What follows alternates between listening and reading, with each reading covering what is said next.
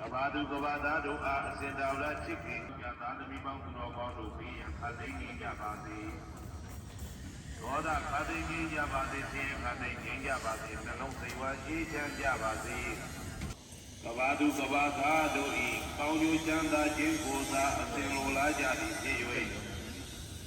ကဘာသူကဘာသားတို့အားအစဉ်တော်လာချစ်ခင်